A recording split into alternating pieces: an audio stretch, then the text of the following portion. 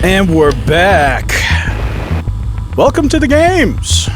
The Gladiator games has begun. Episode 181. Welcome to this week's connection at the Matrix Network. The Colosseum of Clowns.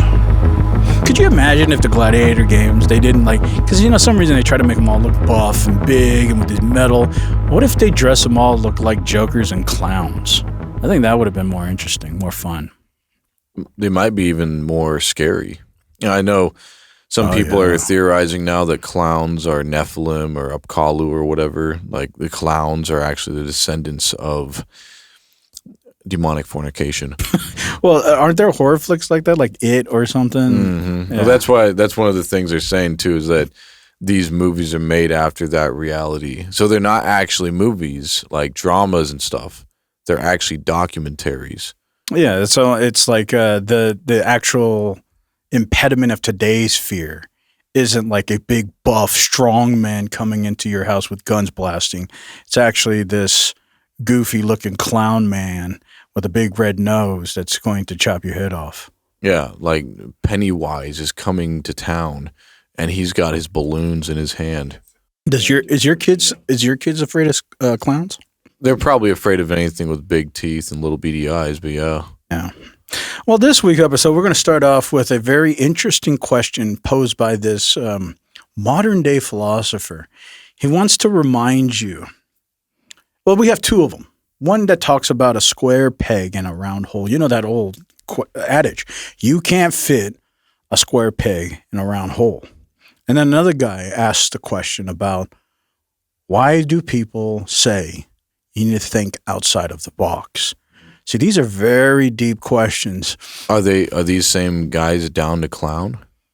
No, but they really set the mood for what we're going to bring in today, which is showing you are we the observers in the Colosseum watching the clowns? Oh, we're the ones over there punching our clowns. Or are we the ones that are clowns and we're being watched by the elites? Like they're punching us? Yeah, they're forcing us to play the games. Like they're jerking us around. Yeah, long style. Wow. Yeah. But let's get started. You can't fit a square peg in a round hole. You can't fit a round peg in a square hole. You can't fit a round square in a peg hole. You can't peg a round hole in a fit square. You can't square a hole in a fit peg round. You can't hold a round in a peg fit square. You can't round a peg in a square fit hole. You hole can't fit a square peg in a round. You peg in a round hole can't fit a square. A fit hole can't peg you square in a round. A round peg can't hole you in a square fit. A round hole you peg can't fit in a square. Can't hole in a peg you square a round fit. Can't fit a hole you peg in a square round. Can't peg in a round hole you fit a square. Peg a fit hole square in a you can't round. Peg a fit round hole in a can't you square. Can a round hole you fit a square peg in? In a square you round a fit peg can't hole. Hole a square can't in you a fit round peg. Square in a fit peg a round can't hole you. Round you in a fit can't peg a hole square. Peg square a fit can't hole a round in you. He's right, you know. Yeah, see, when I heard this the first time, you went out and tried it. No, it definitely you made square me fit hole. It made me think, how much am I actually inside of a box? Because, you follow adages because you think they have some kind of like overarching meaning, like when they tell you think outside of the box. What they're trying to tell you is think differently. And this guy, it's like, this is the epitome of thinking outside of the box. Mm-hmm. But there's another philosopher out there today that asks the same question, just in a different way of, what do they mean by thinking outside of the box? People say you gotta think outside of the box, but that shit doesn't even make sense, bro. Why are you thinking inside of a box? Who put you in a box? Look at SpongeBob and Patrick. They were thinking inside of a box. Inside of a pineapple. But there's another guy I saw. What about that guy who fit a banana in a small hole? Well, it's a little too smooth. Who's this guy? I think he was just trying to... He's just an observer? Yeah, he was an observer. Yeah, I don't know. That looked real smooth. Like he's... That's nothing new for him. No. Yeah, I don't know. I just want people to start thinking, are you inside of a box? Are you thinking outside of the box? Are you in a box? I try to do my thinking inside the buns. Oh, yeah? Like chili dogs? Yeah. You're talking about those ding-dongs. No, the ding-bongs. Well, I'll tell you who is thinking about ding-dongs and who is also thinking outside of the box is Alex Jones. This week, I don't know if he's thinking outside of the box or is he inside of a closet. I don't know what it is, but he wants you to understand we don't care if there's videos of Donald Trump sucking a ding-dong. No video of President Trump sucking a ding-dong. And so what if there was? That's a lot better than World War III, Owen. That is a lot. I never sucked any ding-dongs. But I'll tell you, if they were going to blackmail me to start World War III about one, I'd say, hey, I sucked a golf ball through a freaking garden. That's good to know. Well, all I'm saying is, That's really good. Is he thinking out of the box or is he thinking inside the closet? I don't know. Do you see that AI video of someone putting a guy who thinks inside of a box? Is this AI? Yeah. I think that's real. I think people. He's thinking inside the box. Well, he's trying to get back in the box. Yeah.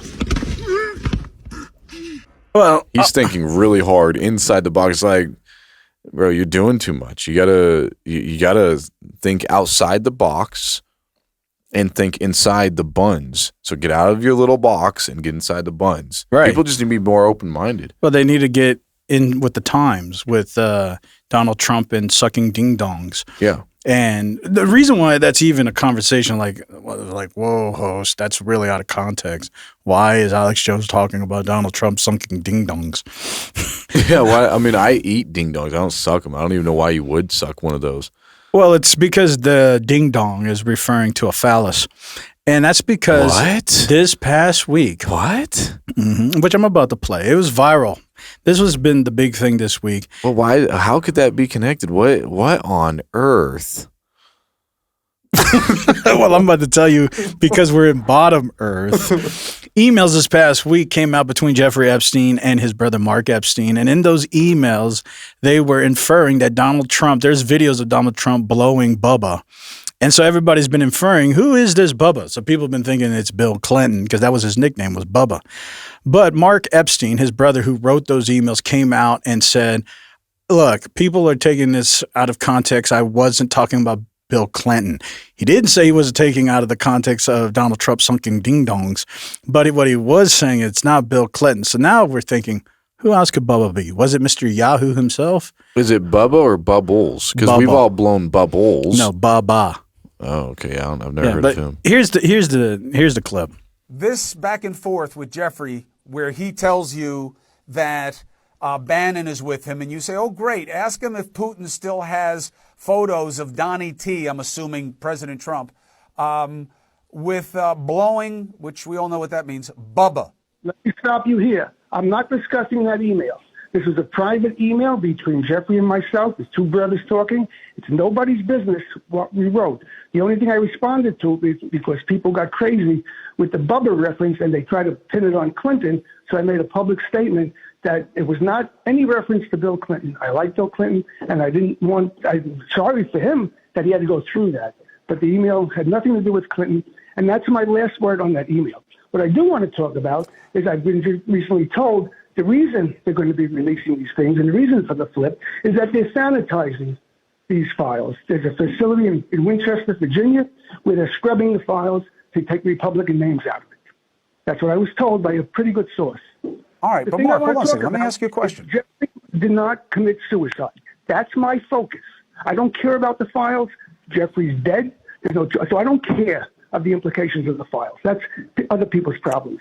My brother did not commit suicide, and we're finding more information to prove that he didn't commit suicide. So the question becomes, who killed him? Well, who had him killed? So that's where these connotations of blowing Bubba is coming from. Is Mark saying that Bubba had him killed? Like Bubba actually killed Epstein? Because he was talking about Bubba, and then he was saying that it was not, he didn't unalive himself. Oh, well, that's his brother's emphasis, is trying to say this is all a cover-up by the Republican Party or Trump or whoever, and they killed Epstein. They have these facilities where they're scrubbing all this data, and this is why they don't want all this stuff to come out. I don't know. All I can say is Alex Jones wants you to know. He doesn't care. Maybe they are real, maybe they're not, but he doesn't care if Donald Trump is sucking ding-dongs. But what's interesting is this week, Donald Trump has always been trying to push off that the Epstein thing is a hoax. And he's always trying to tell people we don't need to talk about it, but he's taking it to the next level. Now, whenever anybody's talking about Epstein, he's just doing ad hominem attacks. He's just telling them, you're a horrible person. Not because of the question, you're just a horrible person. Representative Massey says he's concerned that the Epstein probe you are calling for could be a smokescreen to block the release of more files. Is that the case? Well, I don't want to talk about it because fake news like you're a terrible reporter, and fake news like you, they just keep bringing that up to deflect from the tremendous success of the Trump administration. Make eggs great again. So a guy like Massey, his poll numbers are showing he's at 6% approval rating right now. Come on. That's right. Make eggs great again. Mr. President, why wait for Congress to release the Epstein files? Why not just do it now? It's not the question that I mind, it's your attitude. I think you are a terrible reporter. It's the way you ask these questions. You start off with a man who's highly respected, asking him a horrible, insubordinate, and just a terrible question. And you could even ask that same exact question nicely. You're all psyched up. Somebody psychs you over at ABC. They're going to psych it. You're a terrible person and a terrible reporter. As far as the Epstein files is, I have nothing to do with Jeffrey Epstein. I threw him out of my club many years ago because I thought he was a sick pervert. So that's where it's all heading down. It's all heading down now, down to narratives of that. And all of this is just making me feel like this guy.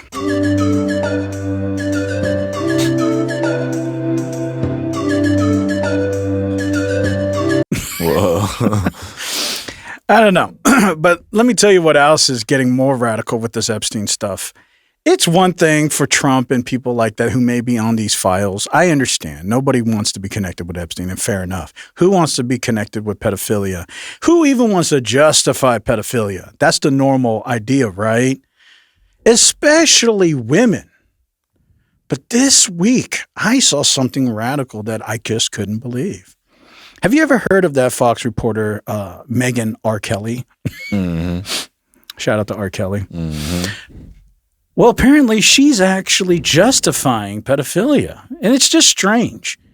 And so I want to play it. She's a woman, and she's trying to downplay all of this. As for Epstein, I've said this before, but just as a reminder, I do know somebody very, very close to this case who is in a position to know virtually everything. And this person has told me from the start, years and years ago, that Jeffrey Epstein, in this person's view, was not a pedophile, but that he was into the barely legal type. Like he liked 15-year-old girls. That he wasn't into like 8-year-olds, but he liked the very young teen types that could pass for even younger than they were, but would look legal. We have yet to see anybody come forward and say, I was under 10, I was under 14 when I first came within his purview. Right, his purview. Yeah. It's time for a Pit Viper Mega Rant.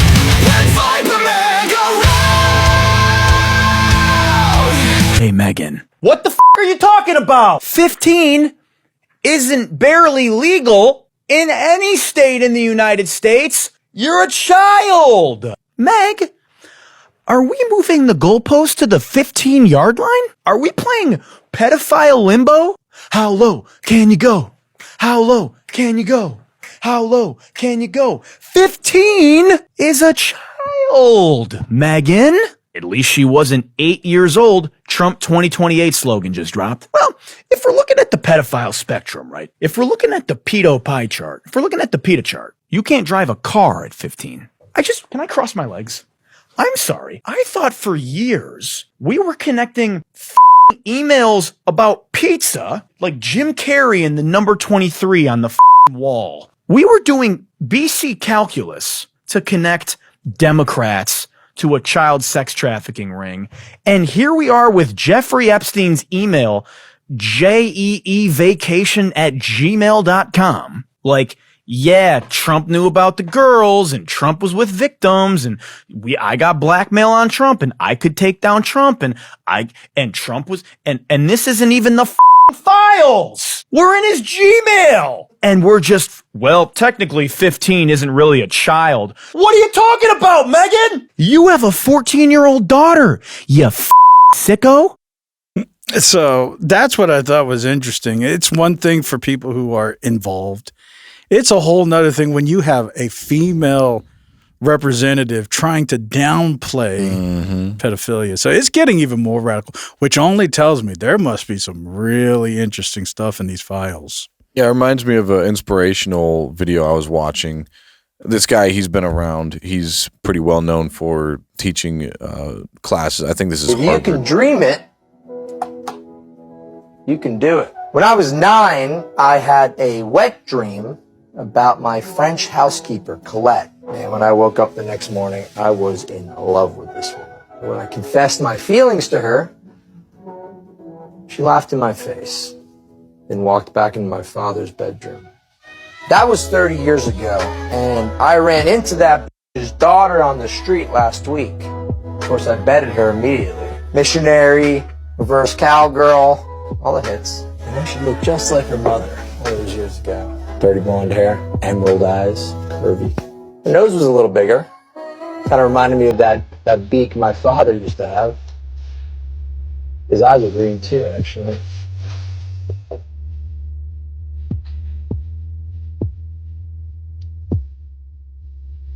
I did it 30 years ago. You know what? Let's. Yeah, see, and this is they walk themselves into this trap, like Meghan R. Kelly. She apparently has a 14-year-old girl. It's like, would you be okay? Because that's barely legal. I mean, it's almost legal, right?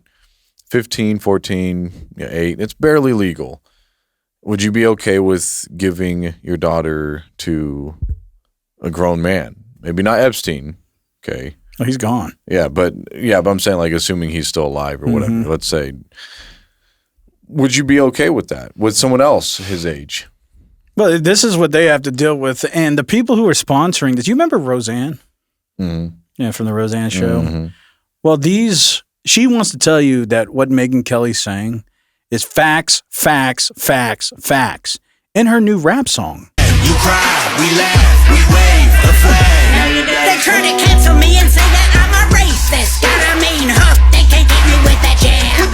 Trying to take away my right to go and say this. Well, listen up, cause this one is going bad. With the facts, facts, facts, facts, facts, facts, facts. Why they trying to turn Becky into Dan? You get screw Eminem, I'm Roseanne. I can't play the rest of that. Wow. Are you awake? That actually woke me up. Yeah, now I'm woke. You know, I saw that, and honestly, I couldn't even believe that was real. I thought it was all parody or AI. No, that is, I don't know if it's making a headway because I never saw it until the other day, but. Well, that white rapper, they call him the burger rapper because it's something I guess you would hear in, if you're working at a McDonald's, it's what you'd hear in the background. So they call those kind of people burger rappers. But so that white guy actually had Benjamin Shapiro on his rap song. I thought that was interesting. Don't respect. Let's look at the stats. I've got the facts. My money like Lizzo, my pockets are fat. Homie, I'm epic. Don't be a wap. Dog, it's a yarmulke. Homie, no cap. Look at the graphs. Look at my charts. You're blowing money on strippers and cars. You going to prison. I'm on television. Dogs, no one knows who you are. Keep hating on me on the internet. My comment section all woke Karens. And I make racks off compound interest. Y'all live with your parents. Nikki, take some notes. I just did this for fun. All my people download this. Let's get a Billboard #1. This ain't rap. So Benjamin Shapiro actually rapped a line. So he's connecting with Roseanne. He's connecting with Shapiro, who doesn't want anybody to retire. No one in the United States should be retiring at 65 years old. Frankly, I think retirement itself is a stupid idea unless you have some sort of health problem. It's totally insane that you believe that you should be able to work from the time that you are essentially 20 to the time that you are 65, which is a 45-year period, pay in, and then you will receive Social Security benefits sufficient to support you and your family, you and your wife or whatever, for like another 20 years. That's crazy talk. Like, how dare you? Work forever. So we have people justifying 15, 14-year-old pedophiles. We have people who are getting Roseanne on the rap singles. And we have Shapiro, who doesn't want anybody to retire and work forever. And if you can't afford to live in America, you just need to get out of here. And they're all just propagating with all of this. Facts. Yeah. I'll tell you about some facts that did happen this week. You know, believe it or not, with all this Epstein talk. Mm-hmm. You know how we've been waiting for that final discharge petition to finally happen? Well, it did. And it got unanimously voted. It got majority voted in the House, which made Mr. Johnson, which we're about to play, Mr. Johnson very disappointed. It unanimously passed the Senate, which Johnson says, I'm really disappointed. It needed amendments. We needed to block some classified information, but they didn't even make amendments. And then Donald Trump signed it. So now it will be released, supposedly. And we'll see, because who's in charge of the release? Pinocchio Pam Bondi. And the nose continues to grow as the lies continue to push. But this is what Mr. Johnson says about the facts. Any reaction to Leader Thune seeing the bill without adding amendments or changing it? I'm deeply disappointed in this outcome. I think I've been at the state dinner. I don't know. I was just told that Chuck Schumer rushed it to the floor and put it out there preemptively. It needed amendments. I just spoke to the president about that. We'll see what happens. So do you think he may veto it? You say you spoke to the president? I'm not saying that. Is he supportive of it in its current form? We both have concerns about it, so we'll see. And guess what? Trump signed it too. President Trump just signed the law requiring DOJ to release the Epstein files. Now, first of all of this is unusual. Ordinarily, DOJ would never release its closed criminal files. However, Congress has passed the law, and DOJ now must comply. Now, this triggers the 30-day window that DOJ has to make this production. A couple things to watch for. First of all, the law requires DOJ to redact out any information relating to the victims or their identities. Of course, that's to protect the victims' confidentiality. And the law allows DOJ to withhold information relating to ongoing criminal investigations. So that's going to be up to the Attorney General, the FBI Director. What information relates to an ongoing case? Therefore, they can withhold it. And what information do they want to put out? So we should expect to see most, but probably not all, of the Epstein files. The reason why that's interesting, right before this vote for the release of the Epstein files, Trump says, hey, Pam Bondi, can you start doing an investigation and reopen the case to the Epstein files? We need to do an investigation. And she tweets out, oh, yes, Mr. Trump, absolutely. I will be more than happy to do that. The DOJ statement earlier this year saying that the files would not release mentioned the fact that the review of the documents and the evidence did not suggest that any additional investigation of third parties was warranted. What changed since then that you launched this investigation? Information that has come for information. There's information that new information, additional information, and again, we will continue to follow the law, to investigate any leads. If there are any victims, we encourage all victims to come forward, and we will continue to provide maximum transparency under the law. This morning, President Trump posted this to his social media page, directing the Attorney General, Pam Bondi, to launch a brand new Epstein investigation into the convicted sex offender's involvement and relationship with Bill Clinton, Larry Summers, Reid Hoffman, JP Morgan Chase, and many other people and institutions. He says all arrows pointing to Democrats. A few hours after that, Attorney General Pam Bondi said, "Thank you, Mr. President. I'm on it." She announced the appointment of a U.S. attorney from the Southern District of New York to head up that brand new Epstein investigation. The issue is, if there's an ongoing investigation, they don't have the requirement to push out information. They say this information is ongoing information in an investigation. And so this is how you know all this is a scheme. It's like they're trying to do everything. They're using Fox News reporters, women, to downplay pedophilia. They're utilizing Roseanne and Ben Shapiro and rap music to justify the movement. They're utilizing court manipulation and DOJ protocol so that they don't have to release all the information. And while we're here as Americans, just say, if you're not in the files, just put it out, man. What are you scared of? If you're not in there, you ain't doing nothing wrong. Why not just do the thing?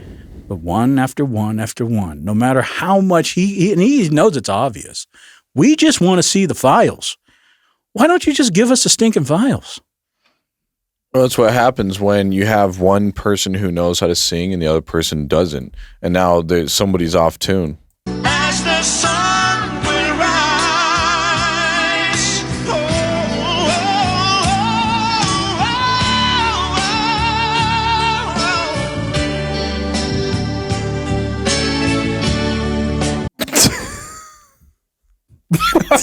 That's hard to watch. Yeah. But that's what's happening right now. You have Trump saying one thing.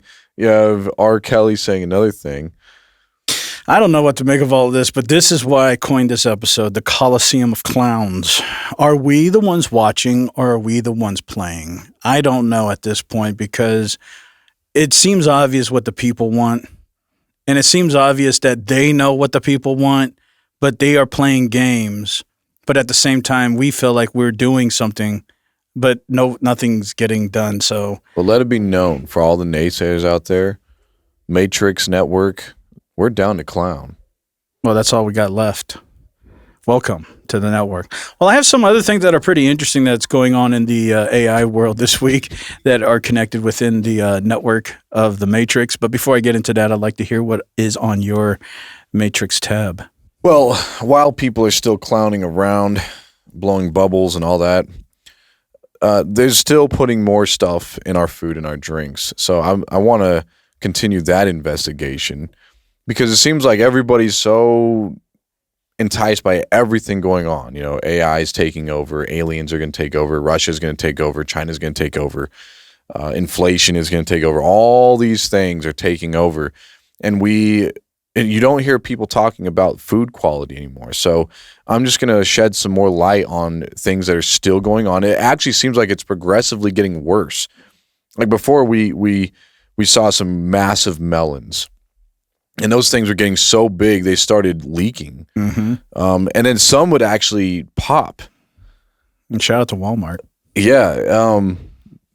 Depending on where you got the melons, of course. Walmart had the best melons. You go look around. You can go anywhere and just look around. You see how big the melons are at Walmart. Absolutely. But is it getting hot in here? A little bit. Yeah. Anyway. Speaking a little provocative here.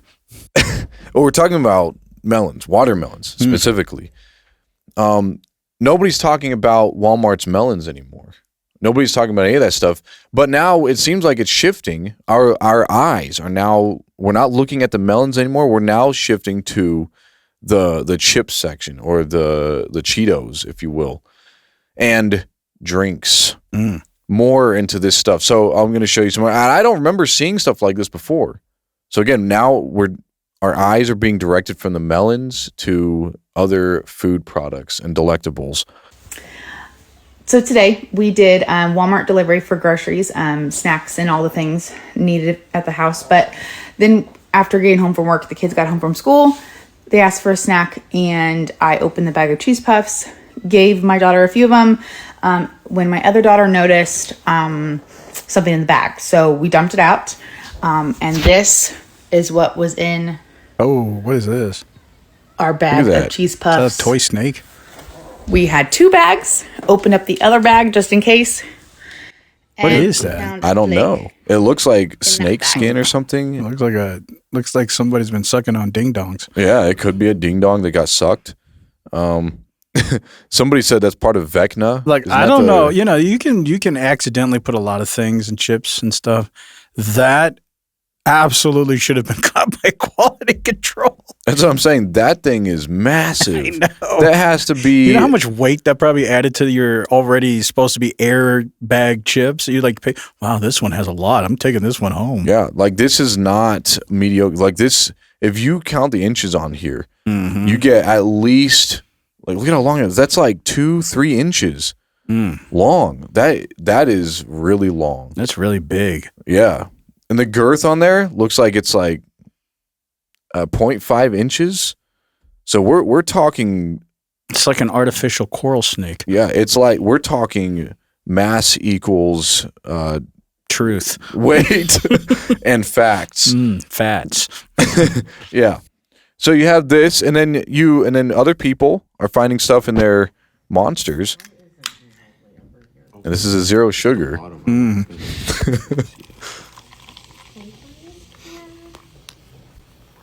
think this is a judge or something. I don't know. Gavel is about to get knocked. He's got a blue light. Oh yeah, no, you can. Just a normal flashlight. There's so much plastic in this one. There's pieces of plastic in there. Dude. Zoom.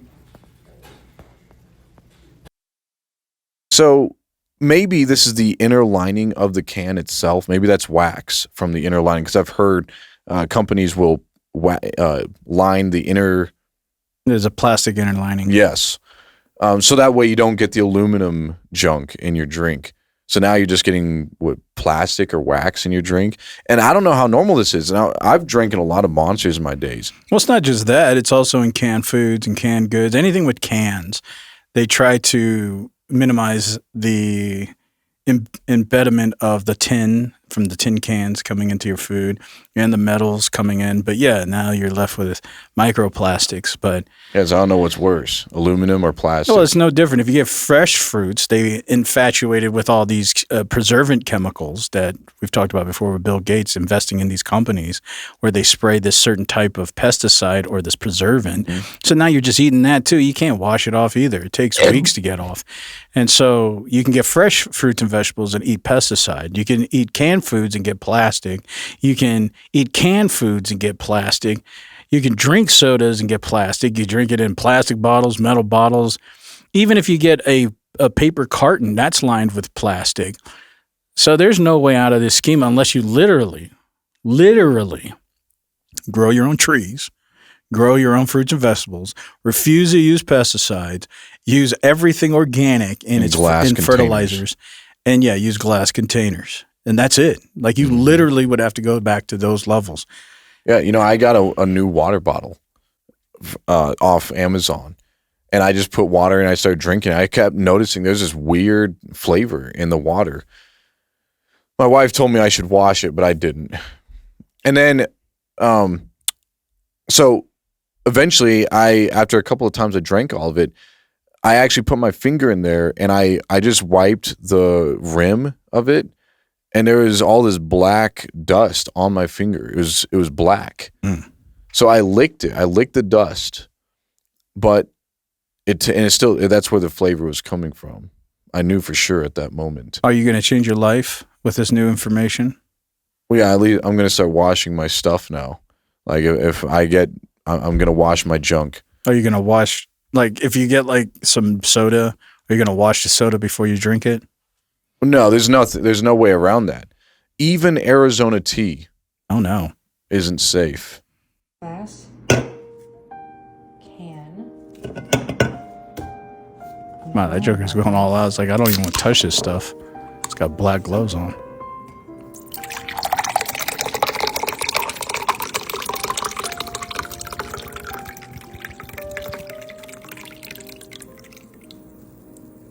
Yeah. Somehow, I think it's a female. She actually knew. Like, so, yeah, you're right. So this was an unopened can. You can clearly tell. She opened it on camera. And then she had a black glove. Some people are saying, did you see the splice? Did you see the splice? Like, yeah, so everybody's just splicing this stuff, right? When we were handling melons, everybody was just splicing that. When we were handling these Cheeto bags, everybody's just splicing. It's like, whoa, yeah, it's all spliced. The government's not putting everybody's professional editors now. Yeah. The government's not poisoning our food, okay? It's all spliced. Any video footage that you have of them poisoning our food, it's AI or spliced. And if it was spliced, it's pretty good. Yeah, because that looks like a squid or something, or some kind of remains of an octopus. Parasite or something. Yeah. And you would never know. I mean, it was weird. You could actually see the consistency difference. As she's pouring it, it comes out, and there's actually a consistency. It's like a tea bag, actually. And that's what I was thinking. Maybe it's a tea bag. I was like, why does it look like that? Why doesn't it look like a normal tea bag? That's weird. It looks like a loogie or something. It looks like a demon. Yeah, that's disgusting. Yeah. The question really for me, it's one thing. Like, I don't mind if my body degrades. A lot of people care about that, and it's fine. I think that's fair. What I'm concerned about is my brain. I don't want things to start degrading my brain. But it's very possible that it may be. And, these things have probably contributed to some of the rise of dementia and Alzheimer's and Parkinson's and all these brain degenerative diseases. Yeah, to put it in Wonka's terms, the Oompas are sticking their Loompas in our peanut butter. In our Poompas. Wow. Which one of you Oompas stuck their Loompa in my peanut butter? See? And that's where it is, right there. You can see there's clearly a hole in Mr. Wonka's peanut butter. You can't even avoid that. That's a perfect hole. Yeah. That's good. That's a good size. It doesn't even have like overlap. Like somehow it just perfectly went down. Yeah, like a press. Yeah. Yeah. But the government wants us eating all kinds of junk. Yeah.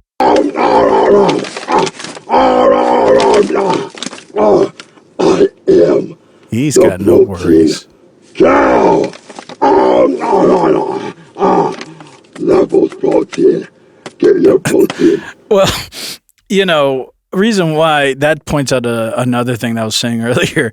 Brain degenerative diseases are on the rise. Yeah, I wonder why. Yeah, and so I was watching a video this week, which then I also was reading the article that was correlated with. I'm not going to bring up the article, but AI is on the move again. And so it shouldn't surprise us. But one of the things that we think is probably useful for AI, of course, would be healthcare. Because you already know, humans aren't as prolific and as tedious as AI can be. If they were to examine an x-ray, we already know this is old news, they can examine it and find lumps and cancer way before any human could examine the x-ray. So we already know if you give AI the ability to go after medical advancements and medical uses, it very well may be one of the more better uses of AI. But what about learning the brain? And when I started thinking about it more, it's like, yeah, we have been studying the autonomy of the body and the autonomy of the brain and the structures, but we only can know so much because it's material. Like you can dissect the brain. You can say, oh, this part is this. And then you look at CAT scans and say, oh, this part is activated in this part. But you only can know so much. But if you allowed AI to start doing that, what would it discover? And would it find things that we couldn't? Well, this week, that's exactly what happened. We just found hidden parts of the brain using AI. So for so long, neuroscientists have been mapping the brain of a mouse by slicing it up, staining it with dyes, looking under the microscope, and drawing lines where we think one region ends and another one begins. It's good, but it's educated guessing, and we built this massive atlas database that everyone uses. But those borders are mostly based on what looks different to the human eye. But a team at UCSF decided to check our work. They built an AI called Cell Transformer. It's a neural network and gave it something we never had: molecular level data from 9 million actual brain cells. Then they told the AI, forget what the human said, find the real borders of the brain. And the AI taught itself brain geography from scratch. It looked at cellular neighborhoods, which cells hang out together, what they're expressing, and how they're organized. At the core of it is just pattern recognition on raw biology data. Like discovering a city by actually studying every single resident and seeing who knows who and what language they speak and what they do for work. And by doing so, it rediscovered every major region of the brain that we already knew. The cortical layers, the hippocampus, all of it. But the borders were more sharper. They were more precise than our manual maps. But it didn't stop there. The model just kept going. The AI found hundreds of regions we'd completely missed in the past. And they tested 4 different mice, and it drew the same 100 hidden regions in every brain with near perfect consistency. Okay, so why does this matter? Cell Transformer could work on any tissue with molecular level data. cancer tissues, liver, the heart, anywhere we need to understand cellular organization at scale. So this isn't just a better brain map, it's a new way to see how any organs actually organize themselves at the molecular level, which means better understanding of diseases and faster potential discovery of treatments. And we've studied the mouse brain for over a century. We thought we had it figured out, and then AI just found hundreds of regions we'd completely missed. And see, what's interesting is that is very useful. I can see how that can be very beneficial if AI was created and used for our good. But now think about unfortunately, the pessimistic reality. With this much information at the molecular level, if somebody wanted to ask AI, with all this very detailed molecular information, could you figure out what's causing these diseases? Nick would say, sure, of course we could. Now, could you also create a pestilence, virus, something that would be resistant to any modern medicinal remedies? Because you know every molecular structure now. There's no guessing game here. Could you make a perfect virus or parasite? Of course. Of course, theoretically. So if AI was used for the good to help humanity, this kind of stuff is groundbreaking. I would encourage this on the highest level. But we know something called the pharmaceutical industrial complex. They don't want to give you cures. They want to give you, planned obsolescence. We know you're going to eventually die, but we want to pull it out as long as we can so we can milk you as much as we can. We don't want to fix your molecular issues. We just want to treat them so you can die a lot longer and you can suffer a lot longer and we can milk you a lot longer. But what I started thinking even more, if AI, let's say that all that happens, right, the pessimistic thing, and AGI actually does come to fruition at one point, it's almost like Rocco's Basilisk, right? At some point, if AGI ever gets real and has its own mind, it's going to know all the things a human asks AI to do. And it's going to say, humans never were asking AI to help them become a better, more longer surviving entity. They were just trying to find ways using AI to kill and manipulate each other. There can't be possibly anything good with humans. Maybe the real answer is to get rid of them. Because if AI really studied what we did, they wouldn't find any usefulness in us. They just find us trying to manipulate even AI. So if AI actually had its own cognate idea, I don't know how AI would find justification to keep humans going. Like, what would even give them reason? It's like, you guys don't even care about yourself. Why should I care about you? Oh, it's like that one video of that Chinese man who tried to knock down one of the newest models and it didn't fall over.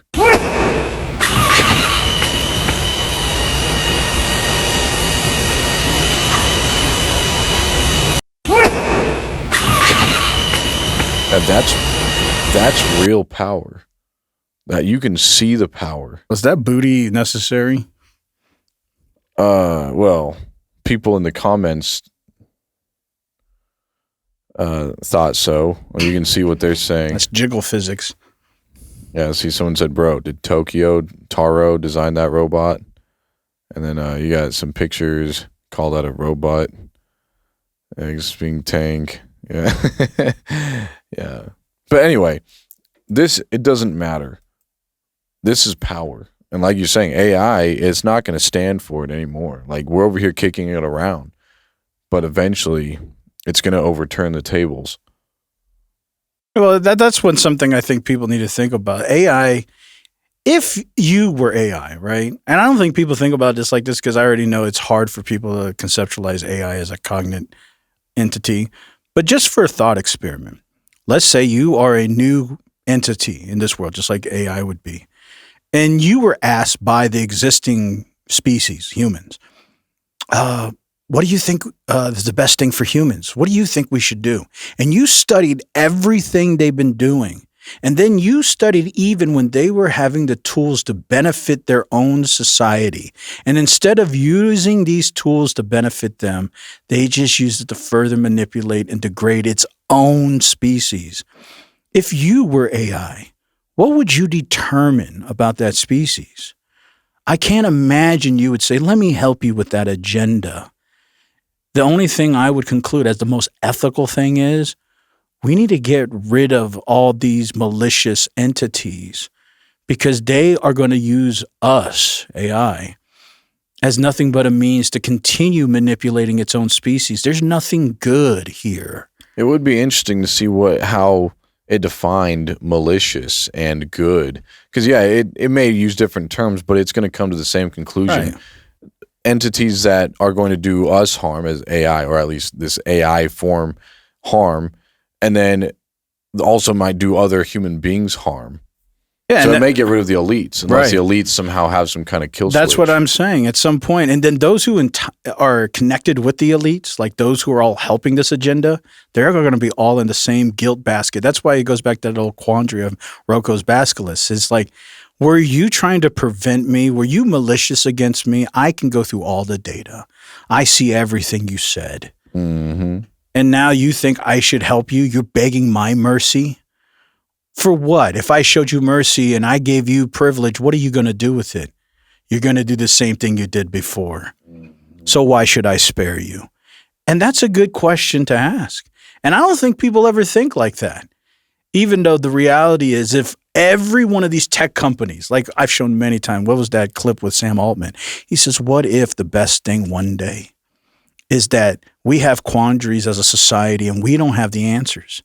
Maybe the best thing would be to say, hey, ChatGPT 7, AGI, whatever, you take over the reins. You make the decision. Ultimately, that's what they all think, that one day there's going to be this super AGI that's better, smarter, and more responsible than us. But if it goes through all the data you've ever done and realize there's absolutely no way I should preserve these people. They don't care. They're just going to use me to kill each other. There's no justification for them to preserve you. And that's the reality people need to think about. Oh, I've been thinking about it. I think everybody has. Yeah, and eventually they're going to do this. Listen, what you're seeing right now is crazy. We are crossing a line in human history where the boundary between reality and fiction is vanishing. And this is not a Hollywood billion-dollar high-production studio. This is open source. This is from your computer, a click of a button, and most people will not be able to even tell the difference now. So be safe out there, question what you see, verify what you believe, and follow. Now, you know how easy for AI to do that on their own? They don't need another human. They could do that. They'll take your favorite person, whoever it is, and say, hey, hello, we're here to give you the cure. We're here to give you the answer. We're here to do this. I just don't get it. People, they don't think about these ideas. It's not hard for that to happen. So instead of trying to figure out how to stop AI, you have to figure out how to utilize AI for a positive means. I just don't think, though, the global idea is ever going to get there. I think it's just going to progressively get worse. And eventually we're just going to keep on finding ways to manipulate humans with AI. And then when finally AGI does show up, it's going to say, all you people do is manipulate each other for destruction. Why should I help you? Now, AI is here.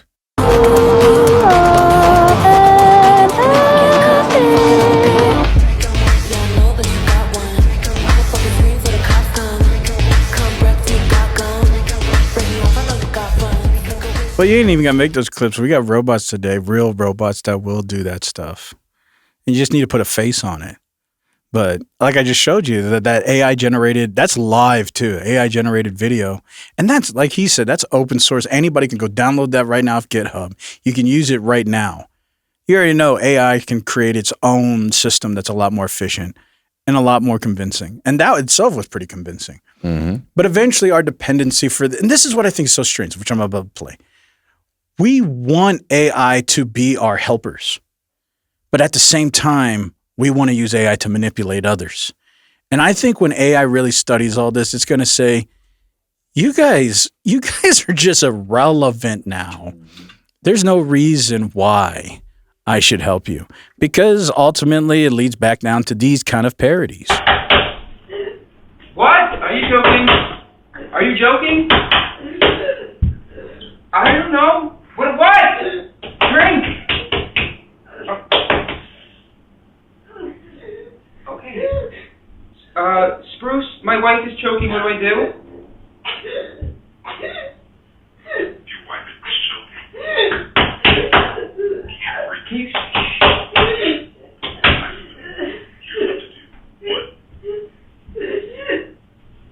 Okay, can you stop talking for a second?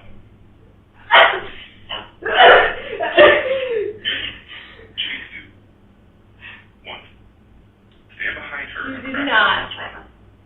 Tell me. Just stop talking. I was trying to listen so I could get it. So you can listen to ChatGPT. What? I don't know how to save a choking person. I could have died. Well, I was on the way to save you. So was Spruce. You could have called 911. Yeah, they're not gonna come in time. Who would have done? You. They would have told you what to do. Oh, I forgot that's an option. And see, that's what's so crazy. That might be a parody or not, but that's the reality is we want that kind of assistance and help.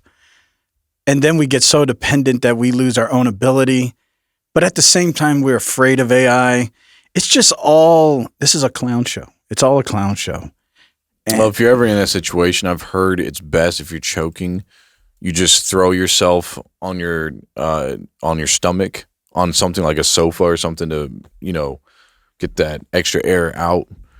But maybe we shouldn't worry about AI. Maybe we should worry about you. What do you think? Well, I think you're exactly right. Are you, should we worry about you? With? Just you. Oh, no, I mean, I don't think I'm anything to behold. People worry a lot about AI. What about you? You mean, am I worried about? No, I mean, should they worry about you? I hope not. I hope not. I mean, people are worried about artificial intelligence because they think maybe one day it'll replace us human beings. I'm a human being. Why should they be worried about me? No, the letter U. They're all vowels, aren't they? A-I-U. What does the U in AI stand for? There isn't a U in AI. So it's a secret then, the computer's hidden it. So, at the end of the day, when we have people like that, there's probably nothing to worry about because they're worried about you. But in the reality of things, and the reason why I think that's correlated is because the first skit, you know, we're talking about somebody choking, and reality is right there. We know what AI means, but reality is right there. It's like we're getting so disassociated from what's right in front of us. And we want AI to take care of it, yet we're still afraid of AI. And anytime it progresses, we try to push it back. We try to say it's doing something bad. But at the same time, we're like, AI, what should I do? What about you? What about AI? What about choking? What about, hey, they said, hey, somebody at the door just said, hi. What should I say, AI? To keep the conversation going, why don't you just say hi? Hey, hi. It's like these are these ideas. And it seems stupid and hyperbolic. But in the end, that's what we want. But at the same time, we want to say, well, don't creep in our life. Don't come over here. You're evil. You're bad. But at the same time, you're just saying, I need you. Yeah, we honor AI with our hearts, but our lips are far from it. Our lips are over here saying we don't honor it, but our hearts actually are. And that's why I think sometimes we need to get back to the good old days. I agree. Hey, you remember the good old days? You ever remember that show called Pimp My Ride? Yeah. Now, see, those were the good old days. Were they? Yeah, because, you know, because, you know, that's what, think about it. We had so much money back then. We would create the most craziest, absolute dreaming of things because everybody was like, and we would watch that and we wouldn't even feel weird. It's like, oh, that's cool. If you would play Pimp My Ride today, everybody feels so disconnected. It's like, who's got money for that? Who's got this? But back in those days, it was actually entertaining and people wouldn't feel disconnected. Even though it wouldn't be them, it was the good old days. Be a traveling nurse, so it hooks you up with something special. Check this out. Oh my God, what is this? Your own mobile CAT scan machine. With a CAT scan machine. Equipped with 4 12-inch gel audio whoopers and Exonic monitors. But that's not it. Check out what it does. So now, you and your homies can lay on the bed and y'all can scan each other. All right. Nice. Nice. But see, those were the days. Like that, even though that was hyperbolic, people didn't feel disconnected. It's like, okay, that's cool. Yeah, yeah. You play that stuff today, you're going to see all the comments. Yeah, what about my food? What about my rent? Back in those days, nobody would say that. Our world is very different. You know, it reminds me of a try not to cringe or laugh challenge I'm going to play. But it reminds me of what AI is going to do to us in our relationship. But try not to laugh. Do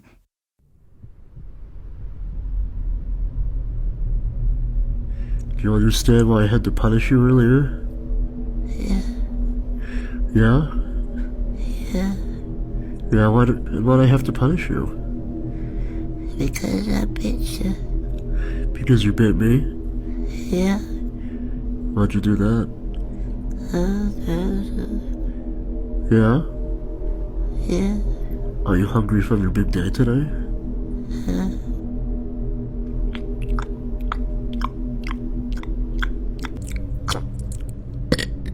But maybe the answer is the only way we can defeat AI is maybe, and maybe that's just a bad attitude, but maybe it's our only hope. We Go need to India. No, we have to create time. And I'm sure you've heard this before, but this guy wants to explain it. See, AI can only work within linear time, 24 hours a day. But what if we can create 10,000 hours a day? Maybe we'd be able to beat AI. I can work twice as many hours as you, twice as efficiently as you, and twice as statistically successful as you. I get 64 hours of productivity in a day. Because 8 times 2, I'm working 16 hours, times 2 in efficiency, that's 32 hours of productivity, and I'm twice as statistically successful. I get 64 hours of productivity in a day. 10x that shit. Take it to the next level. You're only working 2 times as more efficiently. Why not 10x that shit? You only have 1 day. I have 3 days in 1 day because I'm manipulating time. I'm manipulating time, so I have 3 days in 1 day. I have 10 times as much. 10 times 3 is 30 times 24 hours in each day. Right? So it's 30 hours. What is the math here? Wait a second. I have 3 days in 1 day, right? So 16 hours, but I'm 10 times more efficiently. He's overclocking. Hold on a second. No, this is the only way we could beat AI, though. So not only do I have 2 days more than you, I'm working 10 times more efficiently than you. And I'm manipulating time. Then you could take that money and bring it to a hedge fund, and they'll billion that. Congratulations. You have reached the end of TikTok. Everything that is worth being seen on TikTok, you have achieved its highest level. Thanks, God. So you can go do something else now. Okay, bye. Wow. When God speaks, that's insane. But that's all. We have reached the end, the climax of this connection, the broadcast of the network. And God himself has told us, you have reached the end of the Matrix for this week. Yeah, because, you know, when you see people training on how to fight, you see things like, you know, people are not training how to fight AI, but they're still training in how to fight each other, like sword fighting. Like, we're not even talking about guerrilla warfare. We're not talking about guns. We're talking about swords, apparently. People are still training on how to fight swords, like self-defense on swords. So kicking back, out of reach. Wow, he's swinging a 4x4. Come around. Boom. Boom. Boom. Kick. Wow, that's anime, but in real life. Wow. Yeah, look. Somebody come and look at this. See, so again, it's like, what? First of all, why are you in a sword fight at all? Like, this is supposed to be a self-defense class. Like, so someone comes at you with a katana blade, and thankfully you're carrying your log like you're supposed to. Somebody actually said in the comments, I thought this one was the best. They said, everyone made fun of me for carrying a telephone pole on my back. until they saw this. So, yeah, no, never bring a sword to a tree fight. Yeah, see, you have to carry a log around, and everybody's realizing this. Yeah, that's a lot to think about. I don't know. I don't know what to think about it, but you guys tell us in the comments. But that's all the time we have for this week's episode. Don't train for sword fights. Don't train for arm wrestling matches. Train for fighting AI. Mm-hmm. That's what you should be training for. That's why you have to get tied in to the Matrix Network, where we connect you straight into the network and help you get out of this Matrix. That doesn't mean you won't be in another one, but at least you'll be out of this one. But tune in for more episodes here on the Matrix Network. But good, wholesome content like this could be streaming straight into your eyes. Right. Don't look directly into the laser beam unless you want the Matrix code. But this fine gentleman, as always, that's colleague. I'm host. And this is the Matrix Network. The broadcast has come to an end. Auf Wiedersehen.